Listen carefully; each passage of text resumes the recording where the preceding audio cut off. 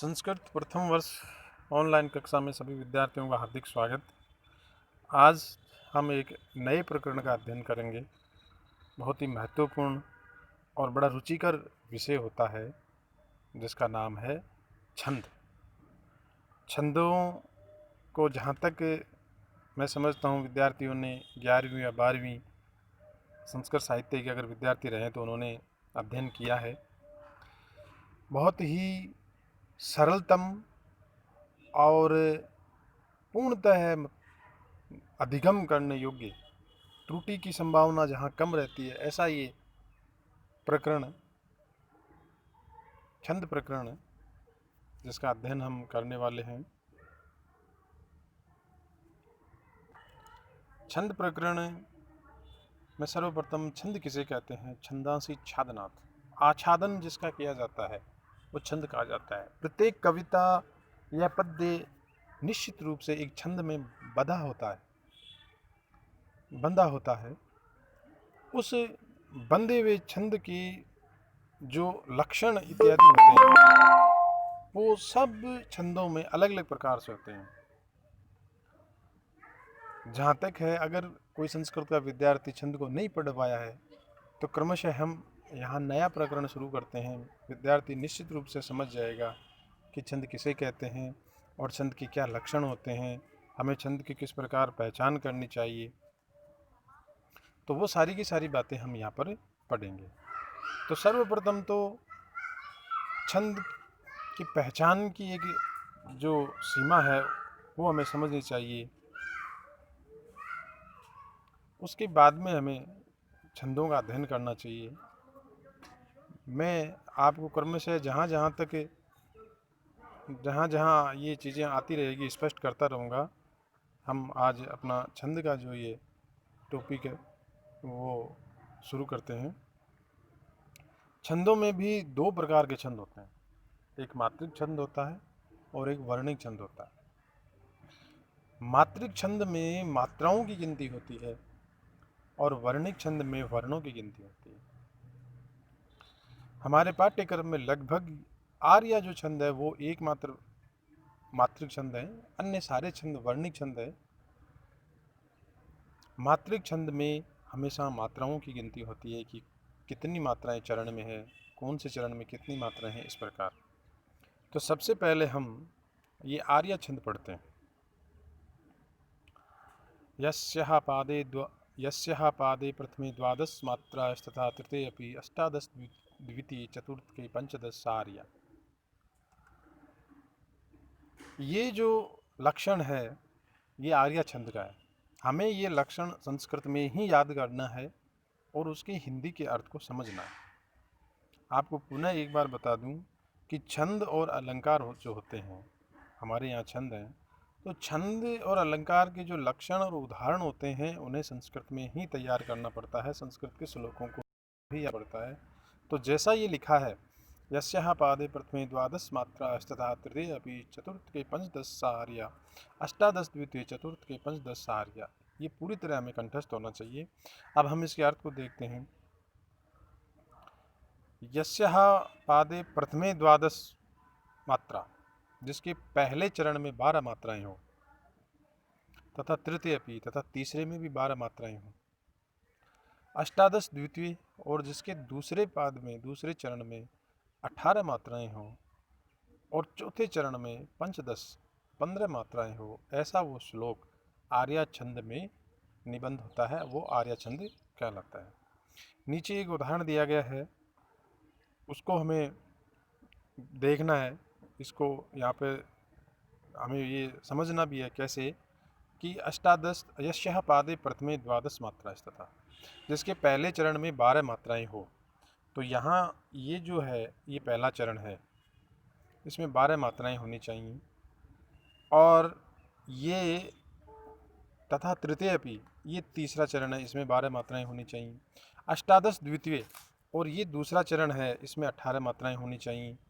और पंचदश चतुर्थ के पंचदश, और ये चौथा चरण है, इसमें 15 मात्राएं हैं। ये कुल मिलाकर पूरा का पूरा जो ये श्लोक है ये आर्या छंद का उदाहरण है। अब हमें यहाँ छंदों के लिए हर्षव और दीर्घ की पहचान करनी चाहिए। छोटे अक्षर हैं वो हर्षव कहलाते हैं, जो बड़े अक्षर हैं वो दीर्घ कहलाते हैं। कुछ अन्य विशेषताएं भी होती है जो वर्णों को दीर्घ कर देती हैं, वो हम पढ़ते रहेंगे। अब देखो, हम चिन्ह लगाते हैं, जैसे आ के ऊपर ये जो एस आकृति का चिन्ह, ये दीर्घ का चिन्ह होता है, और जो लाइन का जो चिन्ह ऊपर आ रखा है वो हर्षव का चिन्ह होता है। तो हम यहाँ गिन सकते हैं कि कुल मात्राएं कितनी है। जैसे यस्याः पादे प्रथमे द्वादश, जिसके पहले चरण में द्वादश, तो ये द्वादश इधर, यहाँ 12 मात्राएं होनी चाहिए, ये पहला चरण है। तो हम गिन सकते हैं कि एस वाले 4 हैं, 4 का मतलब हो गया, दीर्घ की 2 मात्राएं होती है तो 8 हो गए, और सिंगल की 1 हो गई, तो 8 4 12 मात्राएं हो गई। इसी प्रकार इसकी गिन सकते हैं, इसी प्रकार इसकी गिन सकते हैं, और इसी प्रकार इसकी गिन सकते हैं। तो गिनने पर ये निश्चित है कि निर्धारित लक्षण के अनुसार इनमें मात्राएं होती है, इसलिए ये आर्य छंद कहलाता है। तो इस प्रकार मात्राओं को गिन करके जहाँ छंद का निर्धारण होता है उन्हें मात्रिक छंद कहते हैं। पाठ्यक्रम में एकमात्र मात्रिक छंद हमारे आर्य छंद ही हैं, जिसको हमने समझा है कि जिसके पहले चरण में 12 मात्राएं होती है और तीसरे चरण में भी 12 मात्राएं होती है, दूसरे चरण में 18 मात्राएं होती है, और चौथे चरण में 15 मात्राएं होती है। ये आर्य छंद कहलाता है। यहाँ हमने इसको देखा, निर्धारित चिन्ह लगा कर भी हमने इसकी व्यवस्था करी कि यहाँ ये पूरे गिने तो ये 12 हैं, ये दूसरा चरण है तो इसमें 15 हैं, ये तीसरा है तो फिर इसमें 12 हैं, और ये है चौथा चरण तो इसमें 15 है। तो इस प्रकार हमने यार आपको ये चिन्ह लगाते हुए आगे के मतलब अपने छंदों की पहचान करनी है। लेकिन मूल रूप से मैं आपको ये स्पष्ट बता दूं कि परीक्षा में छंद और अलंकार जो होते हैं उनके लक्षण और उदाहरण का एक बड़ा प्रश्न आता है। हमें और जो हो आगे वो आगे की बात है, किंतु ये जो लक्षण होते हैं, मैं आपको बताऊं, ये जो लक्षण है इसको संस्कृत में है जैसे कि जैसे तैयार करना है। यस्याः पादे प्रथमे द्वादश मात्रा तथा तृतीय अपि अष्टादश द्वितीय चतुर्थ के पंचदश आर्य, ये हमारा लक्षण तैयार हो गया। और ये हमारा उदाहरण तैयार करना हमें कि आर्य छंद का उदाहरण लिखो। आपरितो साध विदुषाम न साधु मन्य प्रयोग विज्ञानम बलतो विशिक्षता नाम आत्मन्य है प्रत्यम चेत, ये अभिज्ञान शाकुंतलम का श्लोक है। तो ये हमें तैयार करना है। अगला जो हमारा छंद है वो है अनुष्टुप छंद। अब हमारे वर्णिक छंद शुरू होते हैं। वर्णिक छंद जहाँ वर्णों की गिनती होती है उन्हें वर्णिक छंद कहते हैं। जहाँ वर्ण गिने जाते हैं कि वो वर्णों की जो संख्या है वो निर्भर करती है, वो वर्णिक छंदों में कहलाते हैं। तो सबसे पहले हमारा जो छंद है वो अनुष्टुप छंद है, जिसका लक्षण है श्लोके षष्ठम गुरुर्गेयम सर्वत्र लघु पंचमम द्विचतुष्पाद्यो हर्षवम सप्तमम दीर्घम मन्यते। प्रस्तुत जो लक्षण है इसको हमें जैसे ये है वैसे कि वैसे संस्कृत में तैयार करना है। जैसे है वैसे कि वैसे हमें संस्कृत में तैयार करना है और इसकी पहचान करनी है कि श्लोके षष्ठम गुरुर्गेयम सर्वत्र लघु पंचमम द्विचतुष्पाद्यो हर्षवम सप्तमम दीर्घम मन्य है। इसका मतलब ये होता है, जैसा कि आप नीचे देख रहे हो, ये एक श्लोक है संस्कृत का। माँ निशाहात प्रतिष्ठाम त्वमेकमः शाश्वती समाः यत् क्रोच मिथुनात् एकमेवति कामोहितम्। ये जो श्लोक है इसमें अनुष्टुप छंद है, और ये अनुष्टुप छंद कैसे हैं इसकी गणना हमें करनी है। तो अनुष्टुप छंद के प्रत्येक चरण में 8-8 वर्ण होते हैं, और कुल मिलाकर हमेशा ही छंद में 4 चरण होते हैं। एक चरण में 8 वर्ण होते हैं तो 4 चरण में कुल मिलाकर 32 वर्ण हो गए। इस श्लोक के आप कुल जितने भी पूर्ण वर्ण हैं उनको गिन लो, वो 32 ही होंगे। एक चरण में 8, दूसरे चरण में 8, तीसरे चरण में 8, चौथे चरण में 8, इस प्रकार कुल 32 वर्ण होते हैं। अब ये तो हो गई बात वर्णों की गिनती की। अब हमें अन्य जो पहचान करनी है वो ये है कि श्लोके षष्ठम गुरुर्गेयम, अनुष्टुप छंद का जो छठा वर्ण है वो गुरु होता है। तो यहाँ हम गिन सकते हैं 1 2 3 4 5 6।